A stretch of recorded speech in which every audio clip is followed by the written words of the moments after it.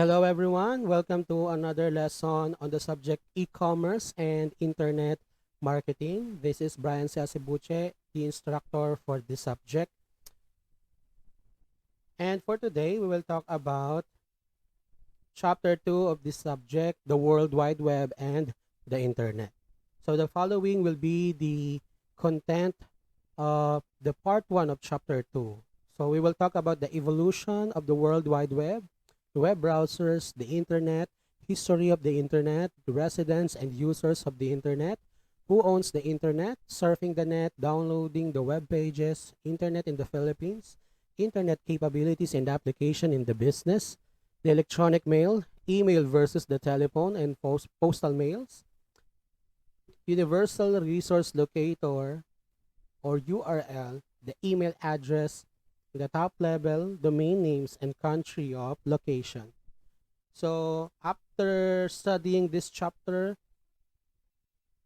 the learner should be able to narrate and explain evolution of the World Wide Web and internet technology in general, discuss the capabilities and potentials of the internet technology in relation to the conduct of business, discuss the role and importance of internet service providers in e-commerce or e-business, and present some private companies based in the Philippines. Discuss the role of web browsers, universal resource locators, domain names, electronic mails, and other internet-related terminologies. Illustrate and explain the role of search engines and portals, and explain the various models or various modes of internet service connections. So let's proceed with our first slide. So as you can see, it is the evolution of the World Wide Web. It is actually illustrated, designed kagaya ng sa evolution of man kung titignan po natin.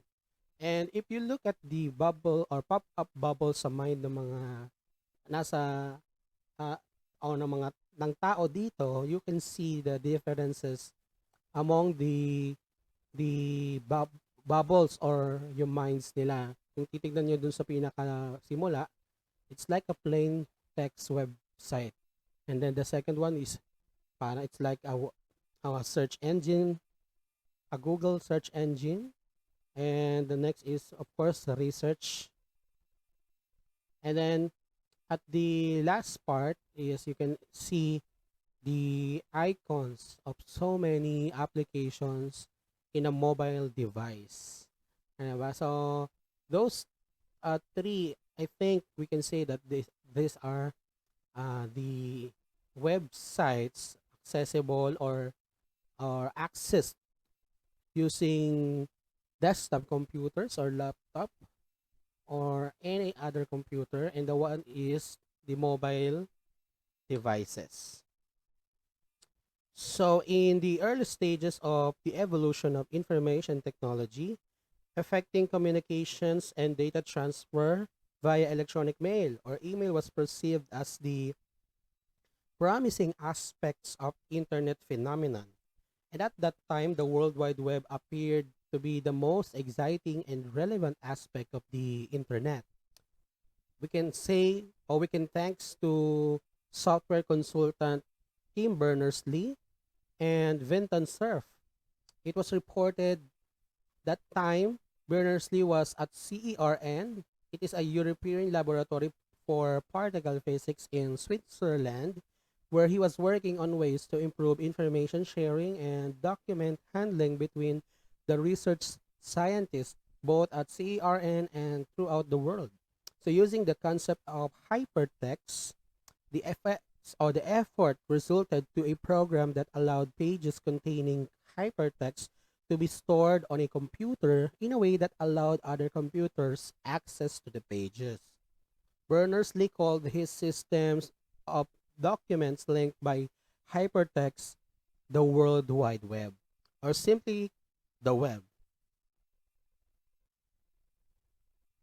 Now, as you see, it is a important events in the years of World Wide Web. So this is 25 years of the World Wide Web, while some concepts of the internet date back to the 1950s, the public-facing World Wide Web traces its history back to 1989. Okay, so in March 12, 1989, British computer scientist Tim Berners-Lee lays the foundation for the World Wide Web. So, sino ang ating founder ng World Wide Web? It is Tim Berners-Lee. And in 1993, Mosaic, it is actually it's a browser. So Mosaic, the browser credited with popularizing the web, is developed at the University of Illinois. So Mosaic was one of the first, or the first na na-introduce ng mga web browsers. Wala pa si Internet Explorer, wala pa si Google. And in 1994, China gets first internet connection but filters content.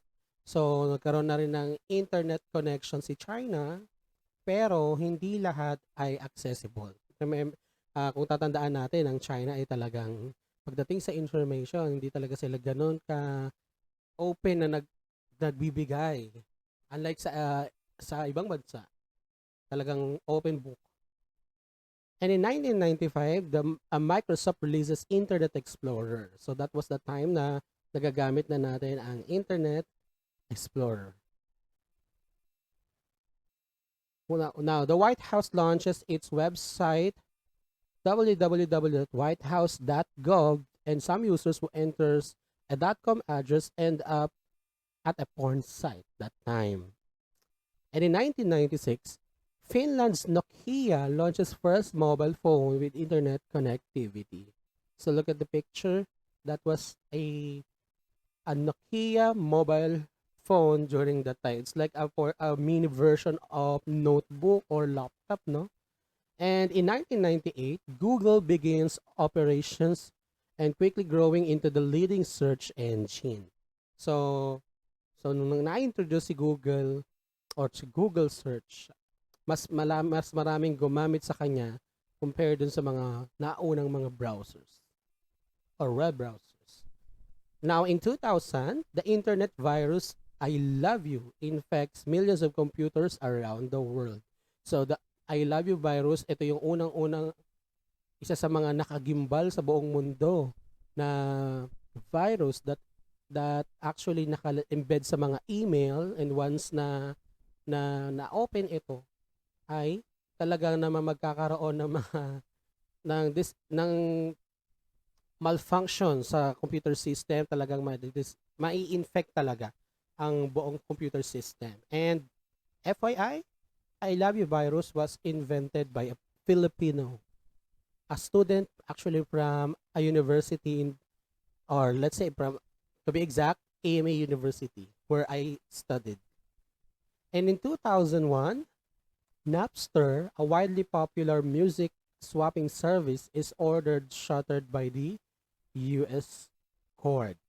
In 2002, a denial of service knocks out 8 of 13 root servers that allow for internet connections.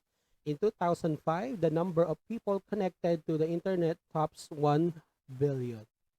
In 2007, Estonia conducts the first online parliamentary election. And in 2012, online commerce for 2012 tops 53 trillion according to private surveys. The social network Facebook reaches 1 billion members, and a global telecom treaty is signed by 89 UN member states, with some countries claiming the US has too much control of the internet.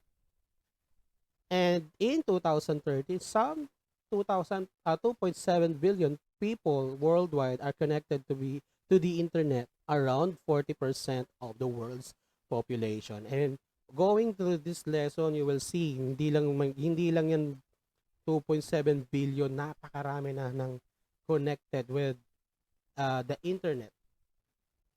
So to tell you some of the major events in place, or in this discussion, in March 1989, kagaya na binanggit ko kanina, the World Wide Web project was originated and started by Timothy and Barnard. And then November 1990, revised version was developed by the Net Computer. And March 1993, World Wide Web was released by select group for testing. Pero did you know, kaya kung ano yung nag-trigger sa development ng internet that time? It's actually the release of Sputnik, a satellite from Russia. You can look on the events kung bakit ganun yung nangyari. Ano nga ba yung ano yung reason kung bakit sila nag-develop ng internet.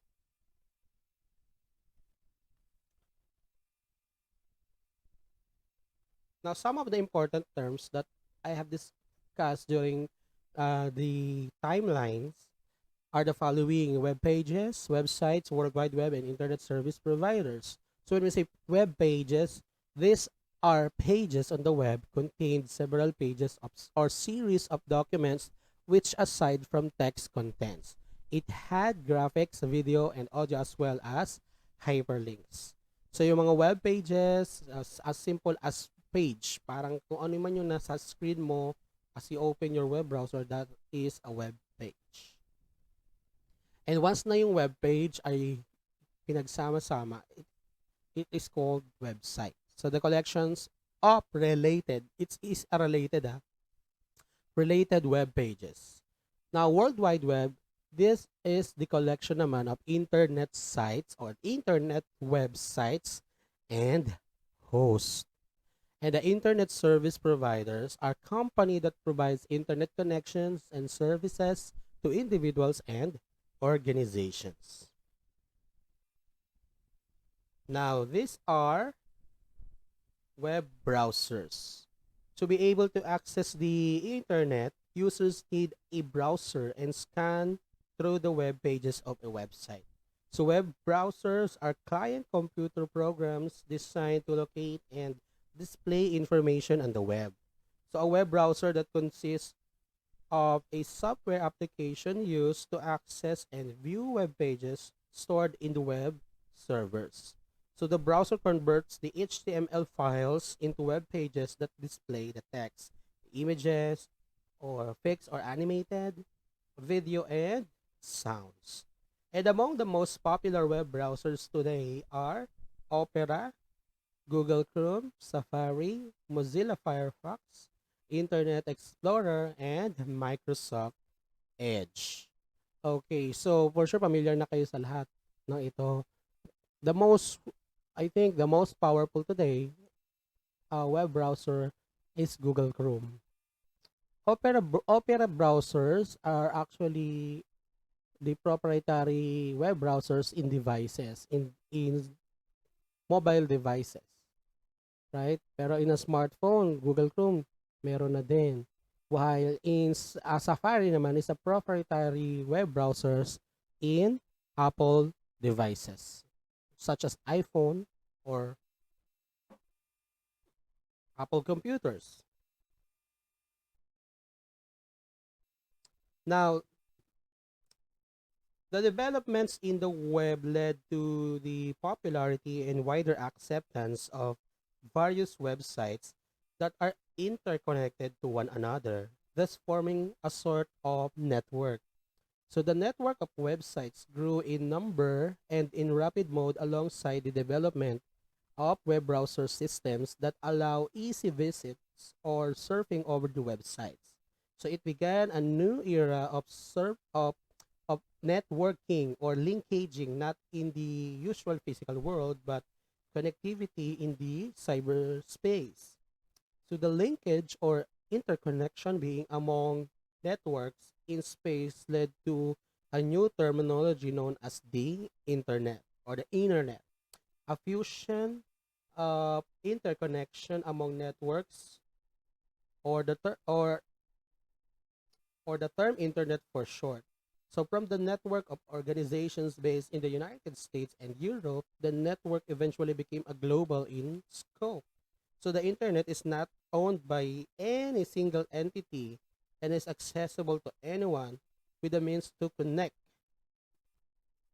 The internet is sometimes referred to simply as the net, and others called it the network of networks.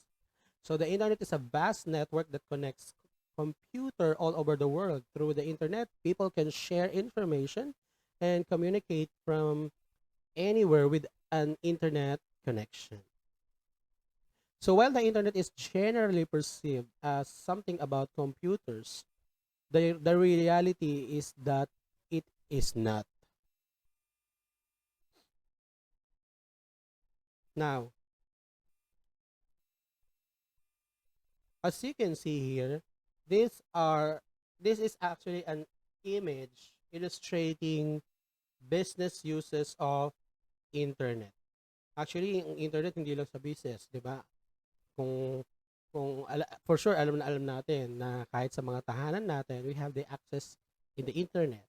And with the boom of mobile devices, kahit saan, kahit na anong ginagawa natin, as long as we have our devices, our mobile devices, we can access the internet. Now, business uses of internet, some uses it in the headquarters today, and inventory management systems are connected to this. Suppliers, extranets for electronic commerce enable suppliers to assess inventory, replenish stock, and send documents via ADI over secure internet links. While in headquarters, internet websites enable interactive marketing and electronic commerce and collaboration with customers, prospects, and business partners.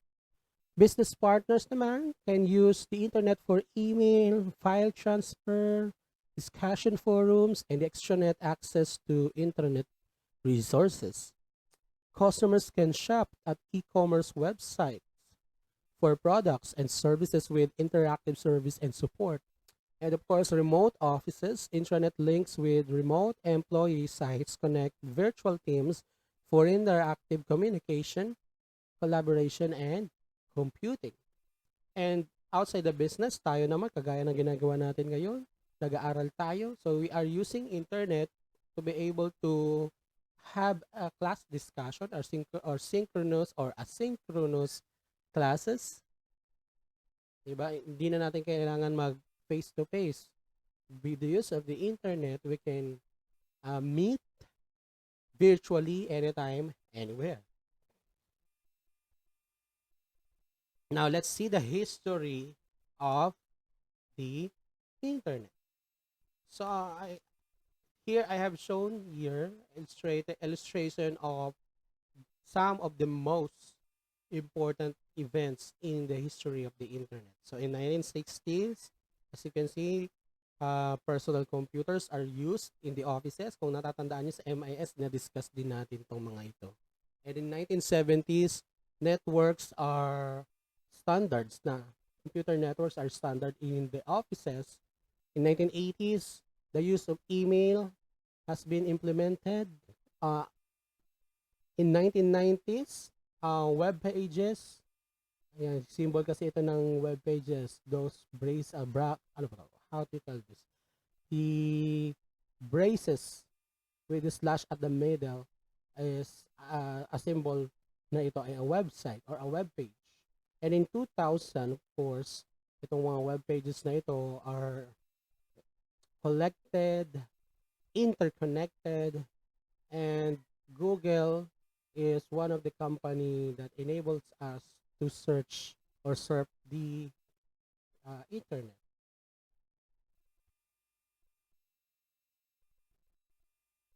So these are the timeline naman of the internet.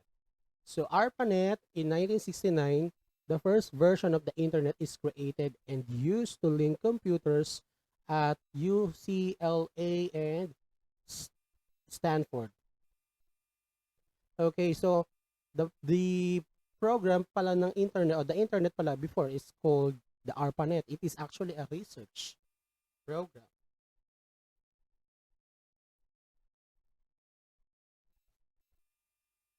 Now, in 19 by the way, in 1965, masyado pala ako na-advance. So, Lawrence Roberts and Thomas Merrill communicate with one another using computers connected via a low-speed dial-up telephone line in Massachusetts and California, creating the first wide area network and laying the groundwork for the internet. And in 1974, Robert Kahn and Ventoserv published a protocol for packet network communication, laying the groundwork for TCP/IP and much larger interconnected computer networks. The word internet is first introduced. Okay, so FYI, Vinton Cerf is known as the father of the internet. The founder of World Wide Web was Tim Berners-Lee. The father of the internet is Vinton Cerf. Vinton Cerf, and the and Robert Kahn developed computer operating protocol that enables different machines using operating languages to communicate with each other. Now, if you will see on the timeline, ang name niya na Ray Tomlinson. Ray Tomlinson developed the concept of electronic mail and who also selected the symbol at, the at sign for defining the address. Now, in 1986, NSFNet is founded in creating the backbone and providing the investment needed to create the internet as we know it today. And in 1989, the first commercial internet service provider, or the ISP, the world launches. So the first commercial ISP was named the World. It's called the World. And in 1989, Tim Berners-Lee invents the World Wide Web and the first web browser, which opens the door to the internet to go mainstream. In 1993, the first web browser available to the public, Mosaic, launches. What was the first web browser available to the public? It was called Mosaic. And in 1994, Netscape Navigator is released in stores. It is another web browser, Netscape Navigator. And in 2000, some 300 million people around the world are officially online. And in 2004, Facebook launches and the Web 2.0 begins to grow rapidly. In 2007, the iPhone is released, giving rise to the mobile revolution. Parang dati kapag may iPhone devices ka, para kang, ano ka, yayamanin, di ba? Rich. But now, di ba, with the release of so many brand commercial smartphone at mas mura, wherein yung mga specifications are somehow parang kagaya naman ng sa iPhone. So, parang medyo mas dumadami yung competitor nila. And in 2010, 1.966 billion people are online worldwide. And 2019, 4.3883 billion people are online. So as you can see in this link, and this illustration, the residents and users of the internet, and we are part of it. So the evolution of daily time spent using the internet. You can see in 2050 naman, ang approximate is 6 hours and 20 minutes. And kung titignan natin yan, time to time, every year tumataas yung amount of time per day that internet users ages 16 to 64 spend using the internet via any devices. So talagang dumami at dumami ang mga users ng internet. Baka nga yung mga grandmothers and fathers natin ngayon are also part of it, diba? Now, the question is, who owns the internet? The web world, who owns or owns who? So to date, the internet industry is not regulated and is not owned by anyone though there are standards and various stakeholders involved in the industry. While the internet is essentially a free world and unregulated, there are applicable laws and rules in some countries.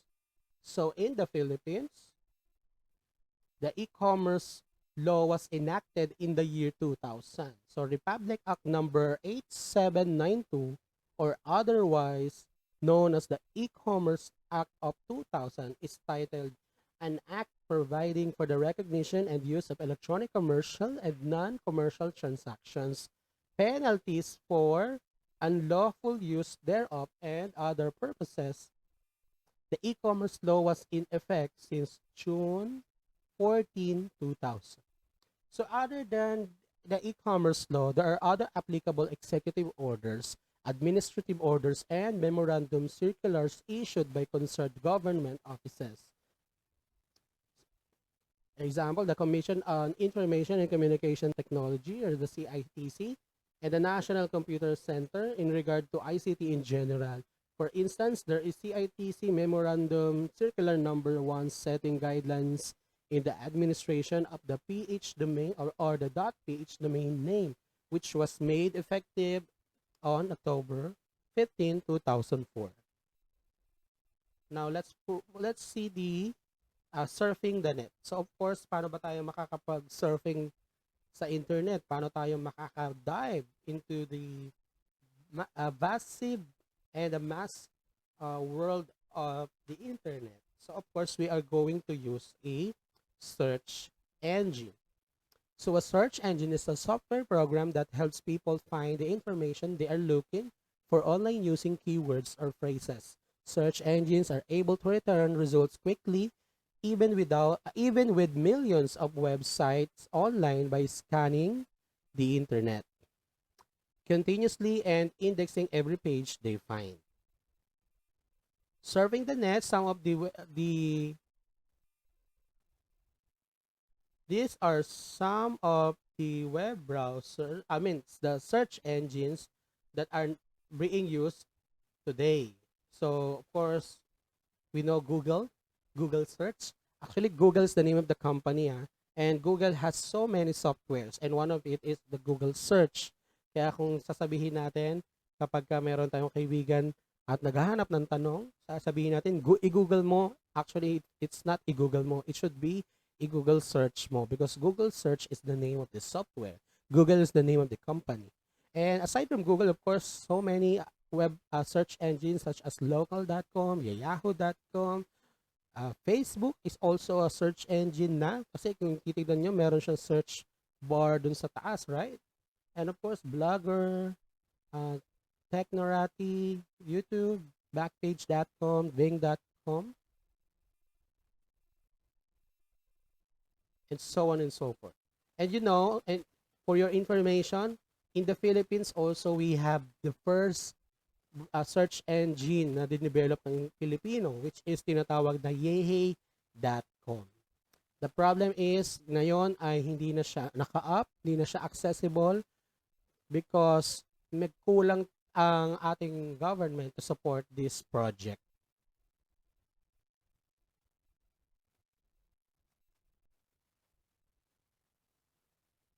Now, downloading the web pages.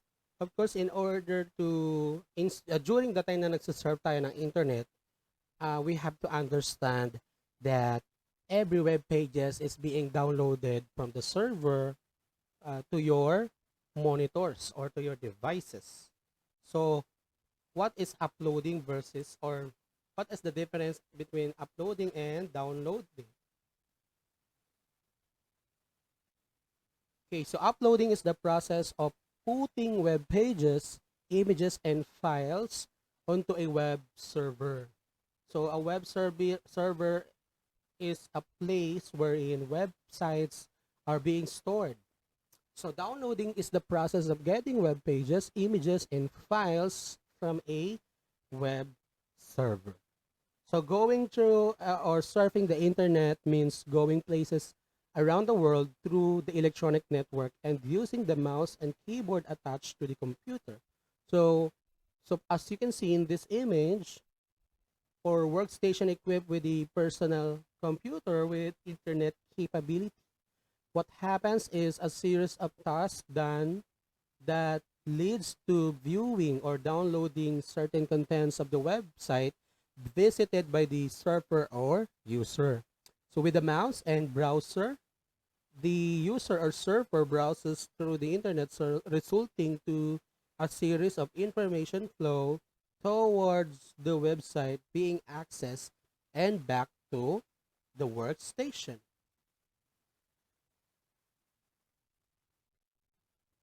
Now let's move on to the internet in the Philippines.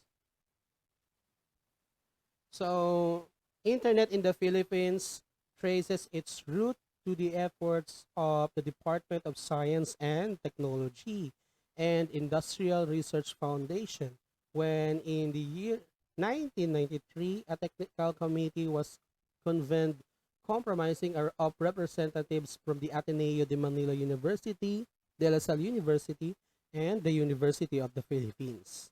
So this wide area computer network, these efforts led to the organization of a consortium of institutions meant to operate the Philippine Wide Area Computer Network. It was later formally organized as the PHNet, so referring to a group in the Philippines with the access to the internet. Its founding president was Dr. Rodolfo Villarica, and he is regarded as instrumental in building the internet efforts in the Philippines that link the country to the world via the internet. However, kung titignan nyo naman dito sa ating image illustration, it is from average internet speed index in 2014 sa ano to po sa Association of Southeast Asian Networks. Results were obtained by analyzing test data between March 7, 2014 and April 5, 2014. And the result, as you can see, Singapore has the highest internet speed with 61 megabytes or mega Mbps. Next is Japan, 41.7 Mbps. United States of America, 22.3. China, 18.3. Thailand, 17.7. And ito lamang yung nakaka-reach na average global internet speed. While the average Asian's internet speed naman is 12.4.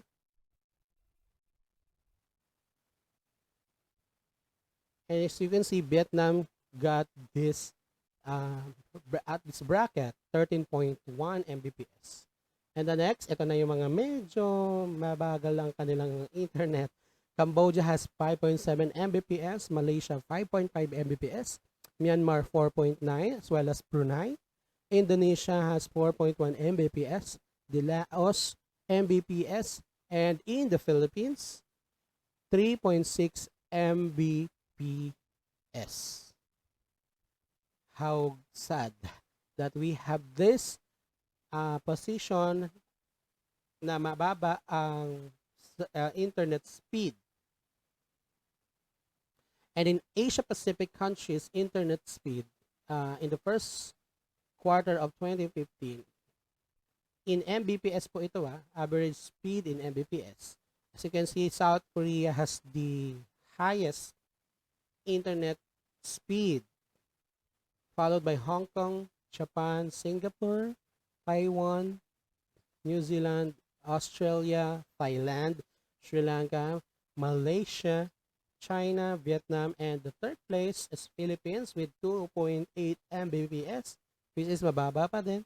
And India and Indonesia has the smallest, which is 2.2 Mbps.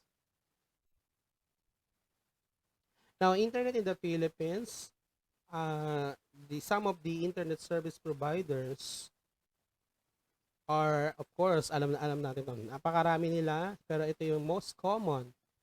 PLDT, Globe, or PLDT Smart, I think, and Sky, as well as Converge. So those are some of the most popular internet service provider in the Philippines. Sino kaya dyan sa inyo ang gumagamit sa apat na yan? Sino ang pinakamabilis dyan? And that's for you to find out. Or for sure, alam na alam nyo na yan. Anyway, top ISPs, 20 ISPs in the Philippines according po ito sa MBPS being offered. So, Philcom Corporation International, 16.27 Mbps, Clark 10.5 Mbps, Eastern Telecom Philippines 8.2 Mbps. Siguro yung iba tinatanong, nasa itong mga to? Of course, limited sa location ito mga to, hindi accessible sa buong Pilipinas. Okay, so Eastern Telecom Philippines 6.99 Mbps, PLDT o Philippine Long Distance Telephone 5.83 Mbps, Clark Network and Technology 4.06 Mbps, Sky Broadband 4.04 Mbps, Philippine Telephone 3.83 Mbps, and Sky Broadband 3.38. Huwag na po natin hanapin yung iba kung nasaan po sila. So the fact na mabagal ang ating internet service na na-access dito sa Philippines ay medyo talagang kailangan nating magtiyaga sa paggamit at pag-utilize nito. Kasi talagang ito lamang sa ngayon yung nabibigay sa atin. Alright, so look at this image. In January 2021, digital around the world. Essential headlines for mobile internet and social media use. Internet users numbers no longer include data source from social media platforms, so values are not comparable with previous reports.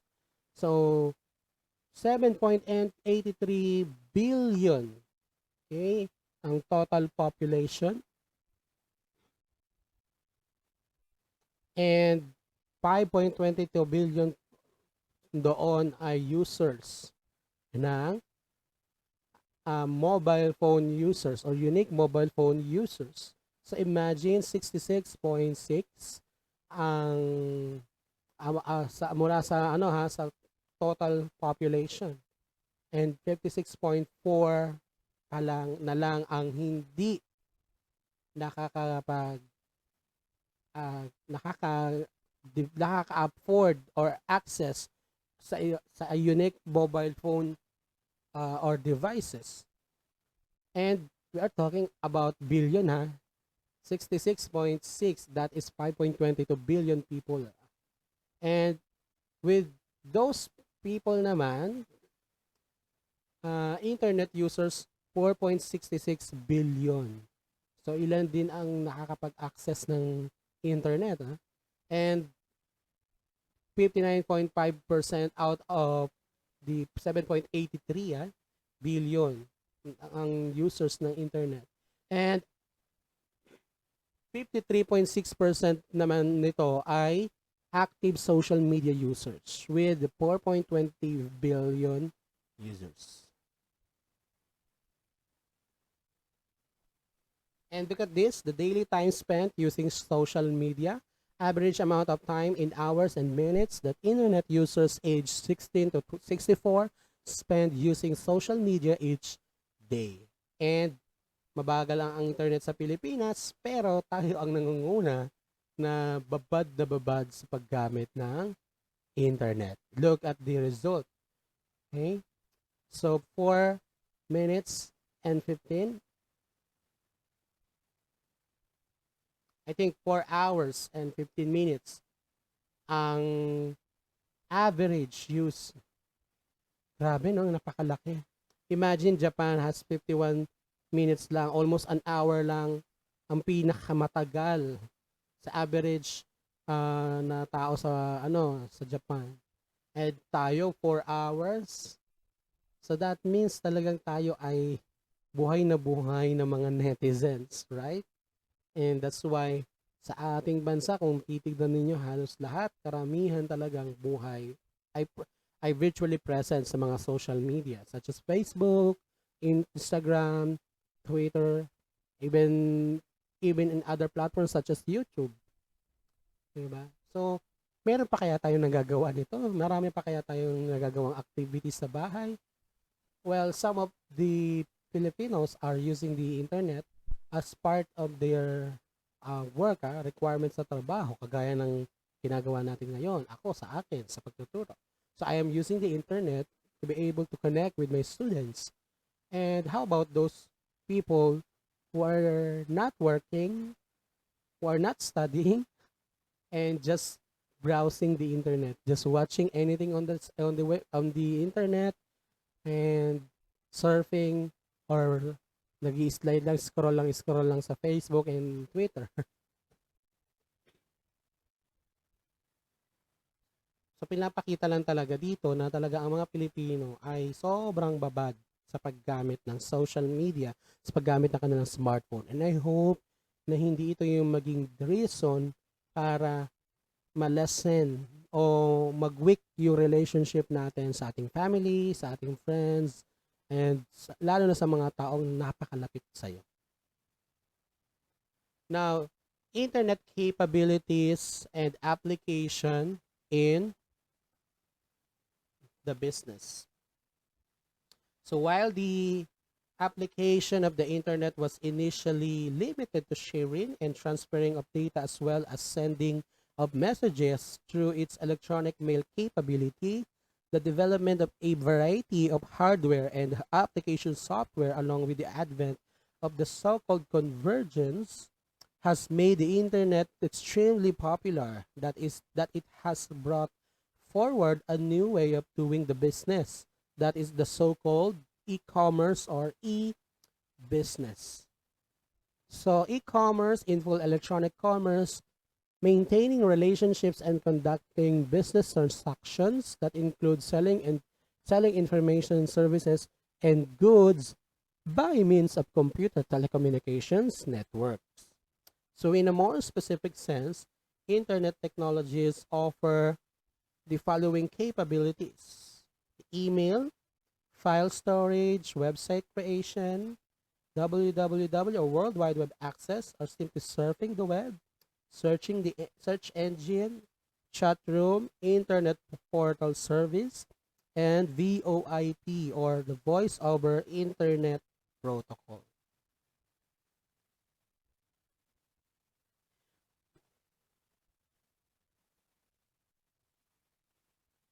Now, the electronic mail, email, short for electronic mail, is one of the most widely used features of the internet along with the web. It allows you to send and receive messages to and from anyone with an email address anywhere in the world.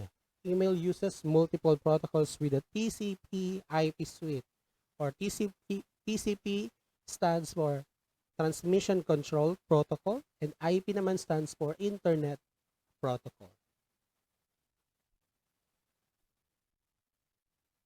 So some of the email software that are being used today, of course, yung pinaka kilala sa mga yan ay the Gmail, which is offered by Google.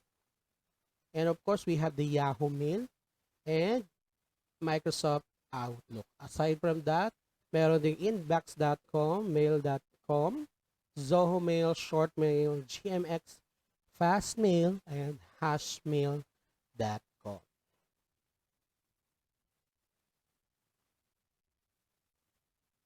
So email is to the internet as plain old voice is to the telephone and cellular businesses. Email has assumed an identity that cannot be easily equated to that of voice in the traditional telecom business. It is the only it is the only service to date where communication is updated between family and friends or business partners. So email enables one to carry on a conversation in near real time.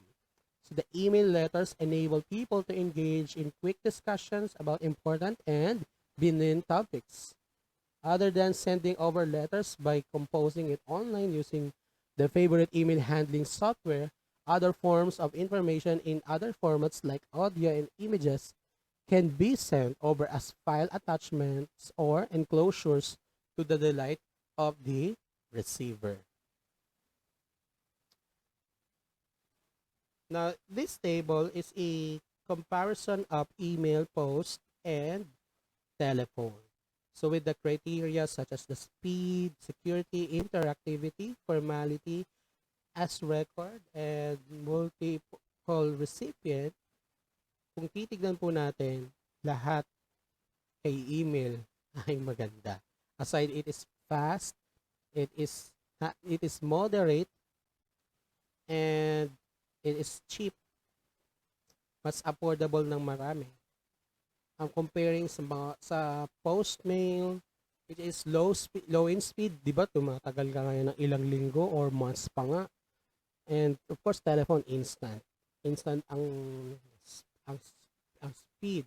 Pero of course not kapag kinailangan yung communication or yung records cannot be accessed, unlike sa email, 'di ba? Pwede mong balikan yung inyong pinag-usapan, the conversations.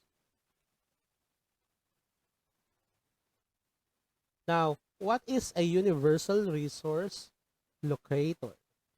So if there is a physical address of individuals or business organization in the place of work, there is an equivalent address of internet users in the cyberspace, and this is called the universal resource locator. So the URL designates web pages location in the internet. So URL is the short form for uniform resource locator, or a website URL is the location of a specific web page or website or file on the internet. So every URL is made up of multiple parts, and the way yours are built will have a variety of effects on your site's security and search engine optimization. So as you can see, the components or component parts of URL are shown in the image below. So yung HTTPS, ang tawag dyan ay protocol. So HTTPS stands for Hypertext Transfer Protocol. And bakit may S? The S stands for secured. Dati HTTP lang, di ba? Pero the HTTPS, the S version is secure, more secure than the first. And then the domain, so as in this example, www.businessinsider.com. So imagine it is a computer folder or sa desktop mo may folder ka. So located siya sa businessinsider.com. And once you click businessinsider.com, yung path, di ba makita nyo yung slash, that means it is a room, another room inside that folder. And the web page is called the How to Organize Tabs in Safari. So there is protocol, domain, and web pages. Of course, the path. How about the email address? So while there is a standard component for URL for business organizations, email addresses of individuals or organizations also come with certain components as shown in the image below. But email address, to define it, is a unique identifier for an email account.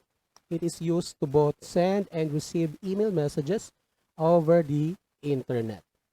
Okay, so it is the unique identity or address ng isang email account ng isang users. And to understand its component or parts, ito po yung mga parts niya. We have the username, the symbol, the mail server, and of course the domain.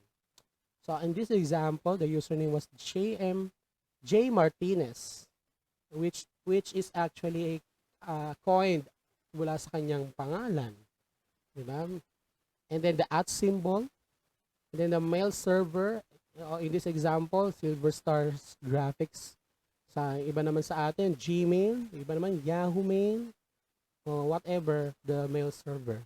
And then the domain, which is in this example is .com. Okay? So to give you a tip on making your email address, kasi di ba gawa ng email address. And then some of us, ginagamit sa gaming, ginagamit sa sa entertainment, and they are not using their real name sa username. Iba nga, di ba? Sweetcelosa@gmail.com. Um, babyco at silverstargraphics.com.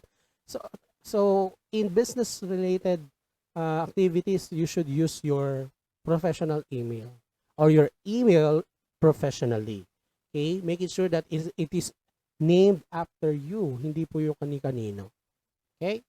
So, in my case, asibuchebrian@gmail.com ang aking name. And dahil napuno na siya, I develop another email address and I called it sirace.education@gmail.com. Now, the top level domain names and country of location. So, you can see organizations maintaining addresses or locations in the cyberspace maintain URL or cyber address that are grouped into categories. So there is a categorization of URLs called the top level domain. Again, top level domain means the categorization of the uniform resource locator, which will indicate as to which a particular cyberspace organization belong just by the internet address of the firm itself. The categories of top-level domains are shown in these images. So as you can see, kapag nakita tayo ng .com, that means it is assigned to commercial organization. So how about .aero? It is for air transport industry. .arpa is for infrastructure domain. .biz is for businesses. .coop is cooperative associations. .edu is assigned to educational institution. .gov is for United States government or that means for government. Sa atin sa Philippines may ganyan din tayo. .gov. And .info is for information. .int is for international treaty organizations. .mil or .mil is for United States military. .museum is for museums. .name or yung exact name mo ng individual is assigned to any person or to individuals. .net is for major network support center. .org is for non-commercial organizations. .pro for credentialed professionals, and country code, depende kung anong country code, is assigned to country. So in our case, PH is a country code for assigned to Philippines. And some of the other country codes are AI for Anguilla, AI for Antigua and Barbuda, and so on and so forth. So remember this domain names. Maybe it will be included to our quizzes or examination. So again, the top level domain names and country of location. And that will be our end for that first part of chapter 2. The second part of chapter 2 will be discussed the next meeting. If you have questions and concerns regarding the discussion, you can comment it down, or if you have other comments or suggestions or insights regarding the discussion, you can share it also in the comment section. And of course, if you have questions, I will be more than willing to give you valuable answers about those queries. Okay? And with that ends our discussion for today. So make it sure reminders lang, make it sure na you have screenshot some of the important view slides in our discussion. Write it on your study notebook, and your study notebook shall be submitted on our Google Classroom.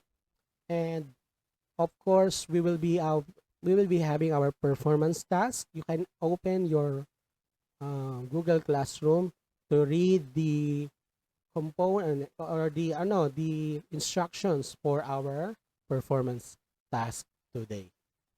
So with that, I will see you on the next video, on the next lesson. God bless you and goodbye, everyone.